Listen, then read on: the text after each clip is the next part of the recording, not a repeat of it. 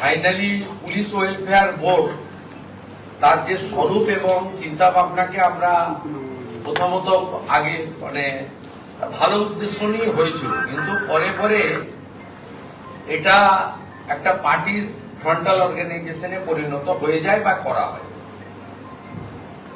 এবং এতে পুলিশদের ওয়েলফেয়ার কতটা হয়েছে আমি জানি না, কিন্তু অবৈধ এক্সটেনশন পাওয়া শান্তনু সিনহা বিশ্বাস বিজিতেশ্বর রাউতরা তারা বেনিফিটেড হয়েছে।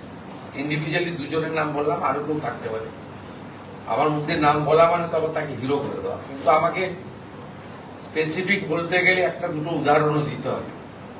আমরা আজকে পুলিশ ওয়েলফেয়ার বোর্ডকে ভেঙে দিলাম।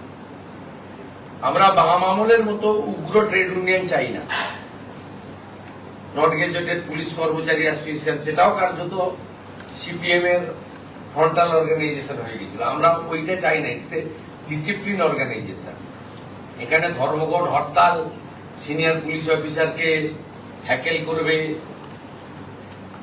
অর্ডারের বাইরে আমরা পেন ডাউন করে দিলাম, সিজার করে দিলাম ওয়ার্ক, এসব জিনিস আমরা পুলিশের ক্ষেত্রে তো ডিসিপ্লিন কোথাও হয় না। তাই আমরা ওই নন গেজেটেড এর কনসেপ্টটা, উগ্র ট্রেড ইউনিয়নের কনসেপ্টটাও বাদ দেব, আর ওয়েলফেয়ারেরও শুরু হওয়ার সময় একটা উদ্দেশ্য ছিল, কিন্তু শেষে শেষে যেভাবে এটা একটা রাজনৈতিক দলের শাখা সংগঠনে একটা টুলসে পরিণত হয়ে গেছিল, সেটা বাদ দিয়ে নতুন কিছু 3 মাসের মধ্যে করব। সমস্ত senior police officer, retired police officer, retired police organization যারা অ্যাসোসিয়েশন করতেন বা অন্য কিছু করতেন, তাদের সবার সাজেশন হোম ডিপার্টমেন্ট কালেক্ট করবে। করার পরে সিএস এর নেতৃত্বে একটা কমিটি থাকবে, তারা ক্যাবিনেটে একটা প্রপোজাল দেবে এবং আমরা অনুমোদন দিয়ে একটা ব্যবস্থা করে দেবো উইদিন 90 ডেজ। তো আপাতত পুলিশ ওয়েলফেয়ার বোর্ডকে আজকে রাজ্য সরকার ডিজলভ করলো, অফিসিয়াল অর্ডার सोमवार दिन एचएस पे।